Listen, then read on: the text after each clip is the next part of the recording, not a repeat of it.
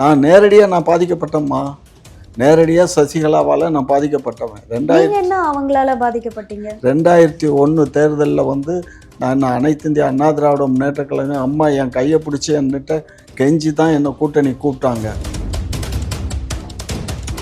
அப்படின்னா இப்போ செங்கோட்டையன் அவர்களையுமே இபிஎஸ் அவர்கள் அந்த அமைப்பு செயலாளர் பதவியிலிருந்து நீக்கிட்டாரு. இதனால எடப்பாடி அவர்கள் என்ன விளைவுகள்லாம் சந்திப்பாருன்னு நினைக்கிறேன்? எங்களுக்கு திராவிட முன்னேற்ற கழகத்துக்கு இது நல்லதொரு சான்ஸ். ஏன்னு கேட்டிங்கன்னா, அதாவது இது தேங்காய் மாதிரி சதுரி போகுது. சதுரி போனால் எங்களுக்கு நல்லது தானே. இப்போ கண்டிப்பாக நேற்று கூட நம்ம நிர்மலா பெரியசாமி அந்தம்மா பேசுகிறாங்க, எக்காலத்திலையும் நாங்கள் எங்களை விட்டு பிரிந்து போன துரோகிகளை நாங்கள் கட்சியில் இணைக்க மாட்டோம்னு பேசியிருக்காங்க. புரியுதா? எடப்பாடி எப்போ வந்தார் போனாருங்கிறது ஊரறிஞ்ச விஷயம். ஆனால் செங்கோடையன் நாங்கள்லாம் 72லேயே புரட்சித் தலைவரோட சேரும்போது அவரும் பின்னாடி சேர்ந்தார். அதன் பின்பு எம்ஜிஆர் அவர்களே அவரை கட்சியினுடைய பொருளாளராகவே நியமித்தார். நல்லதை சொன்ன ஒரு நல்ல மனிதரை இந்த போன்ற ஒரு செயலில் திரு எடப்பாடியார் செய்தது தன்னுடைய கட்சிக்கு தனக்கு ஒரு பயம் வந்ததின் காரணமாக, தன்னுடைய கட்சி கைமாறி போய்விடுமோ என்ற பயத்தின் காரணமாகத்தான் இது போன்ற செயல்களில் ஈடுபடுகிறார். இது கண்டிக்கத்தக்கது.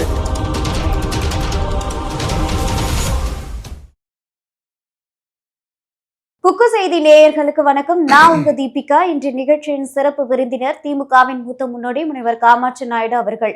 வணக்கம் ஐயா. வணக்கம் ஐயா. இப்போ 2016 பாத்தீங்க அப்படின்னா, அதாவது 450 கோடிக்கு சசிகலா அவர்கள் சுகர் ஃபேக்டரி வாங்கினதா சொல்றாங்க. அது சம்பந்தமா விசாரணை எல்லாம் போயிட்டு இருந்தது.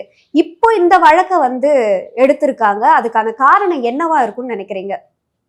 இல்லைப்பா, காரணம் என்னன்னுங்கிறது முக்கியம் இல்லை. அது ஏற்கனவே அப்போவே அது சிபிஐயுடைய ரெய்டில் தான் மாட்டுச்சு. சிபிஐ ரெய்டு இவங்களுக்கு மட்டும் இல்லை, நிறைய அப்போ அதிமுக அமைச்சர்கள் மீதும் இவங்க மீதும் ஆச்சு.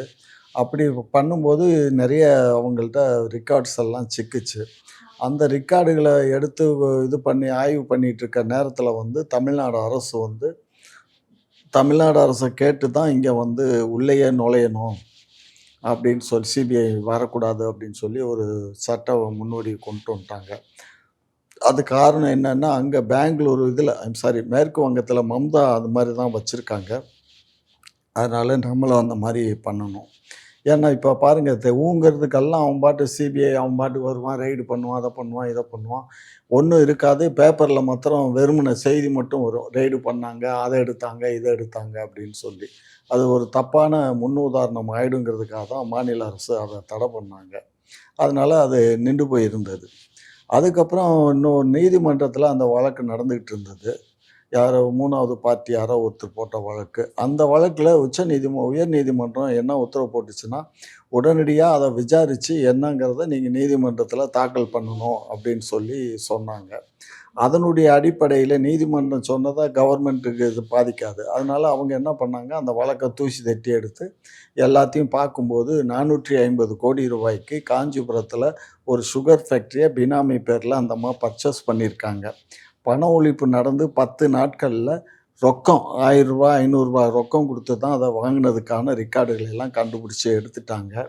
ஆகையினால இப்போ அந்த அம்மா மீது ஒரு கடுமையான ஒரு வழக்கு கூடிய சீக்கிரம் வந்துடும்.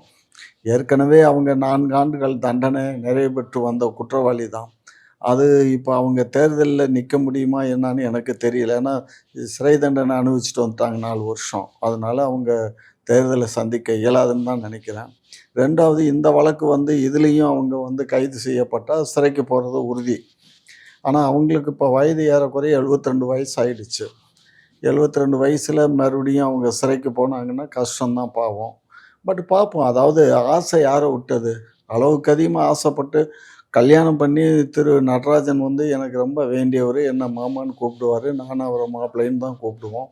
நாங்கள் நெருங்கிய நண்பர்கள் 1964 அப்படிப்பட்ட காலகட்டத்தில். அதுக்கப்புறம் இவங்க திருமணத்துக்கெல்லாம் நான் போயிருக்கேன். தலைவர் கலைஞர் தலைமையில் தான் கல்யாணம் நடந்தது. அதெல்லாம் நடந்தது.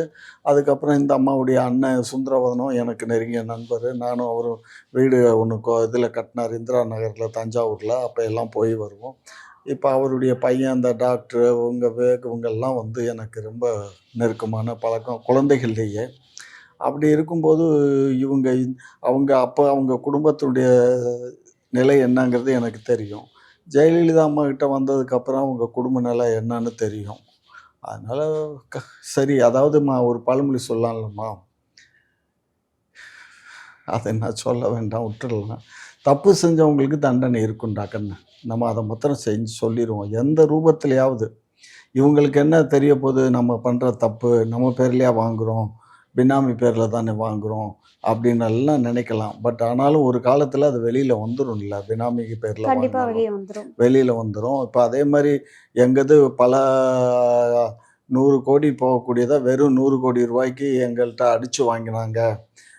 ஊட்டியில் அந்த எஸ்டேட்டை வந்து வாங்கினாங்க அப்படின்னு அந்த அந்த இவர் ஃபாரினரே வந்து அப்போ எல்லாம் வந்து ப்ரெஸ்ஸில் எல்லாம் பேட்டி கொடுத்துட்டு தான் இருந்தார். அது மாதிரி இவங்க வேறு ஒன்றும் இல்லைடா, ரொம்ப சிம்பிள். என்னுடைய நண்பர் இருக்கார் இங்கே வந்து, அவர் ஒரு வீடு இங்கே ஒன்று இருந்தது நம்ம இதில் ராஜீவ்காந்தி சாலையில். அந்த வீடை வந்து சும்மா மேடம் பார்க்கணுங்கிறாங்க அது இதுன்னு சொல்லுமே இவர் போயிட்டு கங்கை அமரன்மா இப்போ இளையராஜாவுடைய தம்பி, அவர் ஒரு வீடு கட்டியிருந்தார் பாவம். அந்த பங்களா நல்லா நீட்டாக இருக்கும். அதை கடைசியில் அந்த அம்மா கூப்பிட்டுட்டு அதில் என்னன்னா பெரிய அநியாயம், அடிமாட்டு விலைக்கு இடத்தினுடைய கரையத்தை கையில் கொடுத்துட்டு பத்திரத்தில் கையெழுத்து போடுன்னு சொல்லி மிரட்டி வாங்கிட்டாங்க. என்ன நீ கோடி வருஷம் வாழ போகிறீங்க சொல்லுங்கள்? வாழ போகிறது நாட்கள் வந்து கொஞ்ச நாட்கள் தான். அந்த நாட்களில் பிரத்தியாருக்கு உதவி செய்யணும். அப்படி உதவி செய்யலைன்னா கூட நம்ம வந்து ஒதுங்கி இருக்கணும். இப்போ என்னுடைய பாலிசி எல்லாம் யாருக்காவது ஹெல்ப் பண்ணணுன்னா பண்ணுவேனே தவிர, பண்ண முடியல நம்மளால் இயலைன்னா ஒதுங்கிடுவோம். அதுதான் நம்மளுடைய கடமை. அதை விட்டுட்டு போய் தெரியாதனமாக இந்த மாதிரியெல்லாம் செய்கிறது எவ்வளோ பேரை பழி வாங்கினாங்க தெரியுமா? எவ்வளோ பேரை. நான் நேரடியாக பாதிக்கப்பட்டேம்மா. நேரடியாக சசிகலாவால் நான் பாதிக்கப்பட்டவன். என்ன அவங்களால பாதிக்கப்பட்டீங்க? 2001 தேர்தலில் வந்து நான் அனைத்து இந்திய அண்ணா திராவிட முன்னேற்ற கழகம் அம்மா என் கையை பிடிச்சி என்கிட்ட கெஞ்சி தான் என்னை கூட்டணி கூப்பிட்டாங்க. 71 தொகுதி இதே செங்கோடையனுக்கு தெரியும். அவர் தான் இந்த தொகுதியினுடைய எங்கெங்கே எல்லாம் போகணுன்னு வரைபடத்தோடு எனக்கு அனுப்பிச்சுட்ருந்தார், எந்த பிரச்சாரம் பண்ணணுன்னு. அப்படியெல்லாம் பண்ணி கடைசியில் நான் பிரச்சாரம் பண்ணி அந்த 71 தொகுதியுமே வெற்றி பெற்றோம். ஆனால் அதுக்கு நான் அடிச்சிருந்த போஸ்டர் இருக்குது பாருங்கள். ஒரு பக்கம் நான் நடந்து வர்ற மாதிரி இருக்கும், ஒரு பக்கம் அந்தம்மா நடந்து வர்ற மாதிரி இருக்கும். அது இப்போ 4 கால போஸ்டர், பெரிய போஸ்டர். அந்த காலத்தில் ரொம்ப ஃபேமஸ்ஸு. போஸ்டர்னால் காமாட்சி நாயுடுன்னு சொல்கிற அளவுக்கு என்னுடைய போஸ்டர்ஸ் ஃபேமஸ்ஸு. தமிழ்நாடு பூரா ஒட்டினேன். 4 மாருதி வேன் வாங்கி ஒவ்வொரு நேஷ்னல் ஹைவேஸ்லேயும் போய் ஒட்டுறதுக்கு இங்கேயே சென்னையிலேயே எல்லாம் காய்ச்சி அதுக்கு ஒரு 4 பேர் ஏணியோடு அனுப்பிச்சி விட்டு அப்படி போய் ஒட்டிட்டு வந்து அந்த தேர்தலை நாங்கள் சந்தித்த போது இந்த அம்மா வீட்டை ஒட்டி இப்போ காம்பவுண்ட் வாலை உடைச்சிட்டாங்க. முன்னாடி ஒரு காம்பவுண்ட் வால் இருக்கும், ஒரு 30-40 போஸ்டர் ஒட்டியிருக்கானுங்க. இந்த அம்மா காரில் வந்த அம்மா ஜெயலலிதா நிப்பாட்டி பார்த்துருக்கு. நல்லா இருக்கே அப்படின்னு சொல்லியிருக்கு. இவ்வளோதான் சொல்லியிருக்கு. என்ன நல்லா இருக்கு, உனக்கு ஈக்குவலாக நடந்து வர்றாரு. ஏம்மா நான் ஒரு கட்சியினுடைய தலைவர், இவங்களுக்கு நான் போஸ்டர் போட்டிருக்கேன். அப்போ நான் நடந்து வர்ற மாதிரி அந்த மாதிரி நடந்து வர்ற மாதிரி போஸ்டர் போட்டதில் என்ன தப்பு இருக்குது? அதை வத்தி வச்சு எனக்கு அதுக்கப்புறம் அந்த அம்மா ஜெயலலிதா அந்த மந்திரி சபை அமைக்கிறதுக்கு மாத்திரம் கூப்பிட்டுருந்தாங்க. கவர்னர் மாளிகையில் பொறுப்பு ஏற்றுறாங்க. அதுக்கு மாத்திரம் நான் போய் கலந்துக்கிட்டேன். அதுக்கப்புறம் என்னை அப்படியே ஓரங்கட்டிட்டாங்க. அதெல்லாம் எவ்வளோ காசு நான் செலவு பண்ணேன். 1,28 லட்சம் ரூபாய் அக்கௌண்ட் கொடுத்தேன். ஒரு வீடை விற்ற காசு அது. அப்படியே நான் நீங்கள் செலவு பண்ணுங்கன்னா நீங்கள் செலவு பண்ணிவிட்டு கணக்கு கொடுங்க, நான் பணம் தர்றேன்னாங்க. இதே செங்கோடையனுக்கு அனுப்பிச்சேன், அவர் மகாலிங்கத்துக்கும் அனுப்பிச்சேன். வரவே இல்லை பணம். இந்த நிமிஷம் வரை வரல. அவ்வளோதான். என்ன பண்ணுவீங்க? அப்போ அதுக்கப்புறம் என்ன அந்த அம்மா என்ன சொன்னாங்க, நான் வைகோவுக்கு ராமதாஸுக்கெல்லாம் லைஃப் கொடுத்தேன்னா அது மாதிரி உங்களுக்கு லைஃப் கொடுப்பேன்லாம் சொன்னாங்க ஜெயலலிதா அம்மா. கண்டிப்பாக அவங்க செஞ்சுருப்பாங்க. இந்த அம்மாவுடைய தூண்டுதல்னால அது கட் ஆகி போச்சு. யாரையும் நெருங்க விட மாட்டாங்கம்மா. இந்த அம்மா வந்து ஜெயலலிதா கூட யாராவது க்ளோஸாக நெருங்கினோம்னா இவங்க உடனே எதையாவது ஒன்று சொல்லி கட் பண்ணிடுவாங்க. அதுதான் இவங்களுடைய அந்த புத்தி. நீ அதனால் உனக்கே புல்லே இல்லாமல் போனது காரணமே அதுதானே. அடுத்தவங்களை கெடுக்கணுங்கிற எண்ணம் இருந்தாலே விளங்காதுமா. அந்த விளங்காததான் போச்சு உனக்கு. இப்போ இன்னொரு விஷயமும் பரபரப்பா பேசுறது என்ன அப்படின்னா, இப்போ செங்கோட்டையன் அவர்களையுமே இபிஎஸ் அவர்கள் வந்து அந்த அமைப்பு செயலாளர் பதவியில இருந்து நீக்கிட்டாரு. இதனால எடப்பாடி அவர்கள் என்ன விளைவுகள்லாம் சந்திப்பாருன்னு நினைக்கிறீங்க நீங்க? என்னம்மா விளைவு என்ன? அதாவது திமுகவ வந்து பிரிச்சு எம்ஜிஆர் போனாரு. அதுக்கப்புறம் வைகோ போனாரு. ஆனா, எங்களுக்கு கொஞ்சம் ஸ்ட்ரகிள் தான். ஆனா, அன்றைக்கு எங்கள்ட்ட கலைஞர் முத்தமிழறிஞர் டாக்டர் கலைஞர் இருந்ததுனால, அவருடைய ஆதிக்கம், 2வது அவருடைய தமிழ் பற்று, இதெல்லாம் புலமை இதெல்லாம் இருந்ததுனால, நாங்க திரும்பவும் கட்டடம் கட்டி ஏறி வந்துட்டோம். அது மாரி இவரெல்லாம் எடப்பாடியெல்லாம் வர முடியாது. இப்ப ஏற்கனவே எடப்பாடிகிட்ட இருந்து தானே எல்லாம் வெளியில வந்தாங்க. இப்ப மறுபடியும் ஒரு வெளியில இவர் வந்துட்டாருன்னா, இவங்க நினைக்கலாம், ஒரு எம்எல்ஏ கான்ஸ்டிட்யூன்சி இல்ல ஈரோடு மாவட்டம் மட்டும் தான் பாதிக்கும் அப்படின்னு நினைக்கிறாங்க. ஈரோடு மாவட்டம் மட்டும் இல்ல. இவரு நல்ல மனுஷன் அப்படின்னு அவருடைய தொண்டர்கள் எல்லாம் தமிழ்நாடு முழுக்க இருக்காங்க. அதிமுக தொண்டர்கள் வந்து யார்கிட்ட கேட்டீங்கன்னாலும் அவர பத்தி நல்லா தான் சொல்லுவாங்களே தவிர, தவறா சொல்ல மாட்டாங்க. இவங்கள மாரி கோடிக்கணக்கான சொத்து சேர்த்தாரு அப்படின்னு எல்லாம் சொல்ல இயலாது. ஏன்னு கேட்டீங்கன்னா, அன்றைக்கு சான்ஸ் இவருக்கு தான் குடுத்தாங்க. முதலமைச்சரா நீங்க வாங்க அப்படின்னு தான் அந்த அம்மா சசி கேட்டிருக்காங்க. இல்லம்மா என்னால செலவு பண்ண இயலாது. என்ட்ட பணம் இல்லைன்னு தான் அவரு ஒதுங்கிக்கிட்டாரு. அதுக்கப்புறம் தான் ஏபிஎஸ் குடுத்துருக்காங்க. புரியுதா? அப்ப எந்த அளவுக்கு அவரு அமைச்சரா இருந்திருக்காரு. எப்படி எம்ஜிஆர் காலத்திலே கட்சியினுடைய பொருளாளரா எம்ஜிஆராலேயே நியமிக்கப்பட்டவரு. அப்படிப்பட்ட ஒரு சீனியர் லீடரு, உன் கட்சியில இருந்தா உன் கட்சி உனக்கு மரியாதை, உன் கட்சிக்கு மரியாதை. அவரை நீ வந்து நீக்கிற, பரவால்ல.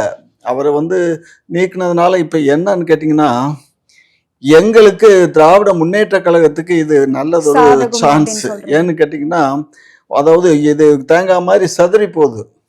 சிதறி போனா எங்களுக்கு நல்லது தானே. இப்ப கண்டிப்பா நேத்தி கூட நம்ம நிர்மலா பெரியசாமி அந்த அம்மா பேசுறாங்க. எக்காலத்திலையும் நாங்கள் எங்களை விட்டு பிரிந்து போன துரோகிகளை நாங்கள் கட்சியில் இணைக்க மாட்டோம்னு பேசியிருக்காங்க. புரியுதா? அப்படி அவங்கெல்லாம் எப்ப இந்த மாதிரிலாம் கட்சிக்கு வந்தாங்க, எப்ப வந்தாங்க, எப்படி பண்ணாங்கங்கிறது எல்லாம் ஊரறிஞ்ச விஷயம். பரவாயில்ல இருக்கட்டும். அதனால எம்மா கட்சின்னு இருந்தா எல்லாமே ஒருத்தர் நல்லது செய்வாரு, ஒருத்தர் தான் நல்லா இருக்கணுங்கிறதுக்காக இன்னொருத்தருக்கு ஒரு கெடுதல் செய்வாங்க. இது சகஜம். எப்பயுமே வந்து அரசியல்ல யாரையும் முன்ன விடுறதோ, பின்ன விடுறதுங்கிறது நடக்கத்தான் செய்யும். அதையும் மீறி தான் அரசியல்ல மேல வர இயலும். அப்படி வர முடியாத போனது தான் சில பேர் வெளியில போறாங்க. அப்படி வெளியில போனதுனால பாதிப்பு இருக்கத்தானே செய்யும். தொண்டர்கள் வேணா இன்னைக்கு இவரு போனதுனால ஒரு 1000 பேர், 5000 பேர்ன்னு இவரு அந்த ஊரை மாத்திரம் கணக்கு பண்ணலாம். சரியா? அப்படி அல்ல. இவருக்கு அதிமுகல எம்ஜிஆரால நியமிக்கப்பட்டவரு, அதுக்கு ஜெயலலிதா அம்மானால மந்திரியாக்கப்பட்டவர்னு அந்த மரியாதை இருக்கு. அது பெருசாகும். அதே மாரி இப்போ ஓபிஎஸ்ஸுக்கு வந்து அவர் ஒன்றும் பெரிய லீடர்ன்னு சொல்ல இயலாது. ஆனாலும் அவர் 4 முறை, 3 முறை முதலமைச்சரா இருந்தவரு. அம்மானால நியமிக்கப்பட்டவங்க, ஜெயலலிதாவுனால. அத பார்ப்பாங்க தொண்டர்கள். தொண்டர்கள் என்ன பார்ப்பாங்க, நம்ம அம்மா இவரே முதலமைச்சரா தேர்ந்தெடுத்தாங்க அப்படின்னு அந்த இது நெனைப்பாங்க. இவரும் அதே மாரி நம்ம அம்மா தான் மந்திரி ஆக்குச்சு, கட்சியிலேருந்து நீக்குச்சு, அதுக்கப்புறம் கட்சியில சேர்த்துச்சு. அப்புறம் திரும்ப அந்த அம்மா அவரு முதலமைச்சர் ஆக்குனாங்க அப்படிங்கிற அந்த முதலமைச்சர்லாம் அமைச்சர் ஆக்குனாங்க அப்படிங்கிற அந்த ஒரு ஃபீலிங் இருக்கும்ல. இருக்கும் கண்டிப்பா. அதனால கண்டிப்பா வந்து பரவலா தொண்டர்கள் மத்தியில இருக்கும். 2வது தொண்டர்கள்ன்னு சொன்னா சின்ன வயசு தொண்டர்கள்லாம் இப்ப அதிமுகல இல்ல. எல்லாம் வயசானவங்க ஆமா, தான். ஆமா. எல்லாமே எம்ஜிஆர் காலத்து ஆட்கள். என் வயசுல இருப்பாங்க. இல்லைன்னா என் வயச காட்டிலும் கொஞ்சம் எப்படி போனாலும் ஒரு 50 வயசு குறையாம தான் இருப்பாங்க. அவங்க தான் இன்னைக்கு இருக்க அதிமுக. சரியா? சின்ன இளைஞர்கள்லாம் இன்னைக்கு விஜய் கூட சில ரசிகர்களா போறாங்க. சிலர் வந்து நாம் தமிழர் கூட போறாங்க. சிலர் வந்து எங்க கட்சியில வர்றாங்க, திமுகல வர்றாங்க. இந்த மாரி பல்வேறு அரசியல் கட்சி அதுவும் இப்ப இந்த ராகுல் காந்தி இந்த பீகார் பயணத்துக்கு அப்புறம் நெறைய பசங்க இன்னைக்கு ராகுல்ஜி கூட போறாங்க. இன்னைக்கு கூட நான் இப்ப கொஞ்ச நேரத்துக்கு முன்னாடி படிச்சேன். சந்திரபாபு நாயுடு கூட ராஜினாமா பண்ணிட்டு அவங்கள கூட்டணியில என்டிஏ கூட்டணியில ராஜினாமா பண்ணி இந்தியா கூட்டணிக்கு வந்துரலாமான்னு யோசிக்கிறாரு. அதே மாரி அவர் ரெட்டியும் யோசிக்கிறாங்க. நம்ம எல்லாமே காங்கிரஸுக்கு போயிடுவோம். காங்கிரஸ் யாரையும் கவிழ்த்தணும்னு நினைக்காது. அவங்கள மாத்தி இது பண்ணி அவங்க ஆட்சி பண்ணணும்னு நினைக்க மாட்டாங்க. இவங்களோட கூட்டணியில இருந்தோம்னா, கண்டிப்பா நமக்கு இந்த 5 வருஷத்துக்குள்ள ஆள விட மாட்டாங்க. ஏதாவது பண்ணுவாங்க. அப்ப காங்கிரஸ் கூட போனோம்னா நம்ம நிலைச்சிருக்கலாம். அப்படிங்கிற அந்த ஃபீலிங் இருக்கு பாருங்க. இப்ப நம்ம திமுகவே இருக்கோம். திமுக விஷயத்துல அவங்க ஏதாவது தலையிட்டுருக்காங்களா காங்கிரஸு? இல்ல. நமக்கு இங்க இப்ப ஒரு 90 சீட்டு தான் இருந்தோம். அவங்க வெளியில இருந்து சப்போர்ட் பண்ணாங்க. நம்ம எவ்வளோ நாள் 5 ஆண்டு இது நிறைவு செய்தார் இல்லையா கலைஞர், அதெல்லாம் மறக்க இயலுமா? அதுதான்டா கண்ணு. காங்கிரஸுக்கும் திமுகவுக்கும் அதிமுகவுக்கும் பாரதிய ஜனதாவுக்கும் உள்ள வித்தியாசங்கள் இது. சரியா? பாரதிய ஜனதா கட்சி அவங்க மட்டும் நல்லா இருக்கணும், எஸ்டாலிஷ் பண்ணணும், இந்தியா பூரா நம்ம ஆளணும், சர்வாதிகாரமா திங்க் பண்றான். அவங்க கண்டிப்பா அவங்க ஒரு காலத்துல நான் இருக்கனோ இல்லையோ, பட் ஆனா பிஜேபி இந்த இது இருந்துச்சுன்னு சொன்னா, கண்டிப்பா அவனுங்க இந்தியாவ சர்வாதிகார நாடா மாத்திருவான். ஏன்னா அது ரஷ்யா புட்டின்கிட்ட போயிட்டு வந்திருக்காரு, சைனாட்ட போயிட்டு வந்திருக்காரு. ஏன் நம்மளும் சைனா அதிபர் மாரி இருக்கக்கூடாது? நம்மளும் ச இவரு மாரி ரஷ்யா அதிபர் புட்டின் மாரி இருக்கக்கூடாதுங்கிற எண்ணம் தலைக்கு ஏறிடுச்சு. அதுக்கு தகுந்த மாரி தூவம் போடுறதுக்கு அமித்ஷா இருக்காரு. ஸோ இவங்க 2 பேர் தான் இன்னைக்கு ஹீரோ நம்ம இந்தியால. எவ்வளவோ தலைவர்கள் இருந்தாங்க. நாடு சுதந்திரம் அடையறதுக்காக பாடுபட்டவங்க, சிறைக்கு போனவங்க, எவ்வளோ பேர் கண்ணீர் விட்டவங்க, கதறினவங்க, வாழ்க்கைய காணாம ஆக்குனவங்க. கப்பலோட்டிய தமிழன் ஒரு எடுத்துக்காட்டுமா? சிவா ஒரு எடுத்துக்காட்டு, பாரதி, இவங்க நமக்கு தெரிஞ்சவங்க. பெருந்தலைவர் காமராஜர் இவங்கெல்லாம் இருக்காங்க. இந்த நாட்டில தான் இருந்தாங்க. சுதந்திரத்துக்காக பாடுபட்டாங்க. என்னுடைய பாட்டனார், என்னுடைய தகப்பனார் இவங்கெல்லாம் கூட சிறைக்கு போய் வந்தவங்க தான் சுதந்திரத்துக்காக. பட் என்ன செய்ய முடியும்? நாடு இன்னைக்கு எங்கேயோ போயிட்டு இருக்கு.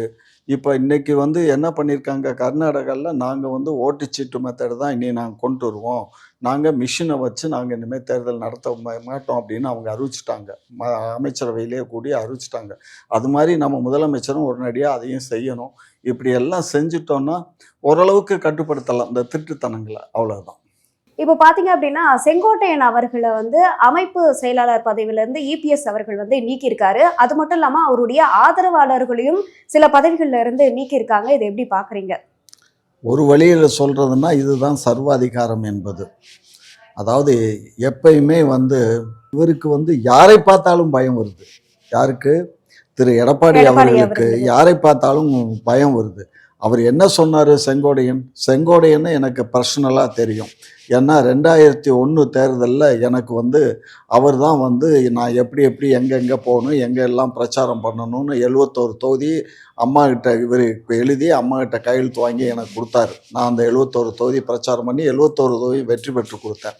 அந்த அளவுக்கு ஒரு பலமிக்க ஒரு நபர். கட்சியிலும் சரி, அம்மாவிடத்திலும் சரி, ஆட்சியிலும் அவர் கல்வித்துறை அமைச்சராக இருக்கும்போது நல்ல பெயர் பெற்றவர். அப்படிப்பட்ட ஒரு அப்பழுக்கற்ற ஒரு மனிதரை இன்றைக்கு கட்சி பொறுப்புகளிலிருந்து மாவட்ட செயலாளர், அதே மாதிரி அமைப்பு செயலாளர் பொறுப்பிலிருந்தும் நீக்கியது மிக வருந்தத்தக்க செயல். ஆனால் அவர் என்ன சொன்னார்? கொஞ்சம் சிந்தித்து பாருங்கள். பிரிந்து போனவர்களை ஒன்று சேர்க்க வேண்டும், அவர்களை மீண்டும் கட்சியில் இணைக்க வேண்டும். அவர்களுக்கு இணைத்தால்தான் வருங்காலத்தில் நம்மளுடைய அனைத்து இந்திய அண்ணா திராவிட முன்னேற்ற கழகம் ஆட்சியை கைப்பற்ற இயலும். ஆகவே நீங்கள் இதையெல்லாம் உடனடியாக செய்ய வேண்டும். இது ஒரு 10 தினங்களுக்குள் இதை செய்து முடிக்க வேண்டும் அப்படின்னு சொன்னார். இதுல ஏதாவது தப்பு இருக்கா?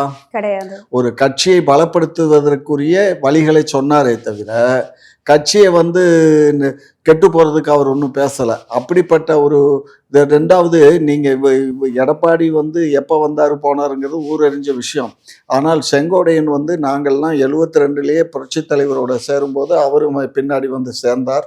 அதன் பின்பு எம்ஜிஆர் அவர்களே அவரை கட்சியினுடைய பொருளாளராகவே நியமித்தார். சரியா? அப்படியெல்லாம் அங்கம் வைத்த திரு செங்கோடையன் அவர்களை கட்சியிலிருந்து இதில் ஆட்சி பொறுப்புகளில் இருந்தெல்லாம் ஒரு காலத்தில் அம்மாவை நீக்கி வைத்தார்கள். அதன் பின்பு அதே அம்மா அவர்கள் மீண்டும் அவர்களை அழைத்து எல்லா பொறுப்புகளையும் கொடுத்தார்கள். அதனாலே அவர் கட்சியினுடைய நலனுக்காக பாடுபட்டவர். அதனால் இன்னொரு விஷயம் என்ன பண்ணியிருக்காருன்னா, அவருடைய அந்த மாவட்டத்தினுடைய முக்கிய கிட்டத்தட்ட ஒன்றியங்கள் இருக்கும், ஒரு 6-7 ஒன்றியம் இருக்குது. அந்த ஒன்றியத்தினுடைய கட்சி பொறுப்பில் இருந்த செயலாளர்கள், தலைவர்களை எல்லாம் நீக்கியிருக்காரு. எல்லாத்தையுமே இவருடைய நிர்வாகிகள் யாரெல்லாம் இவருடைய பொறுப்பில் அந்த மாவட்டத்தில் இருந்தாங்களோ, இவர் பரிந்துரையின் பேரில் நியமிக்கப்பட்டாங்களோ அவங்கள எல்லாத்தையுமே நீக்கிட்டார்.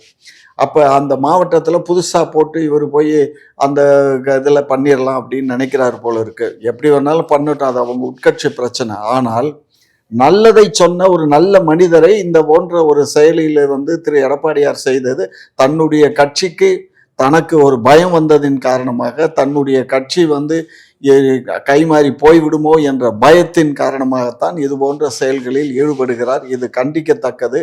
திரு நான் இந்த இதில் ஒரு வேண்டுகோளை வைக்கின்றேன். திரு செங்கோட்டையன் அவர்களும் அவருடைய ஆதரவாளர்களும் கண்டிப்பாக எங்களுடைய திராவிட முன்னேற்ற கழகத்திற்கு வர வேண்டும்.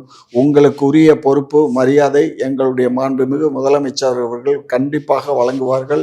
வருகின்ற சட்டமன்ற தேர்தலில் தங்கள் ஏற்கனவே நின்ற அதே தொகுதியும் தங்களுக்கு தருவார்கள். இதே நிர்வாகிகள் அனைவருக்கும் பொறுப்புகள் வழங்கப்படும். தயவு செய்து நீங்கள் அனைவரும் எங்களுடைய திராவிட முன்னேற்ற கழகத்திற்கு வாங்கள். உங்களுடைய கௌரவம் மரியாதை எல்லாம் காக்கப்படும். உங்களுக்கு தெரியும், இப்பொழுது ஏற்கனவே கொங்கு மண்டலத்திலிருந்து வந்தவர்கள் முத்துசாமி போன்றவர்கள் எல்லாம் இன்றைக்கு எந்த அளவிற்கு நம்பிக்கைக்குரியவர்களாக எங்களோடு பயணிக்கின்றார்கள். அதுபோன்று நீங்களும் எங்களோடு நம்பிக்கைக்குரியவராக பயணிக்கலாம். தயவு செய்து யோசிக்க வேண்டாம், வாருங்கள்.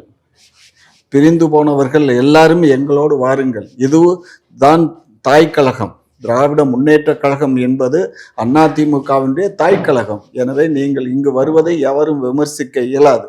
தயவுசெய்து நீங்கள் அனைவரும் எங்களோடு பயணிக்க வேண்டுமாய் அன்போடு வேண்டி கொள்கின்றேன். உங்களோட நேரத்தை ஒதுக்கி பல்வேறு கேள்விக்கு விளக்கம் அளிச்சிருக்கீங்க. அதற்கு நன்றி. நன்றி.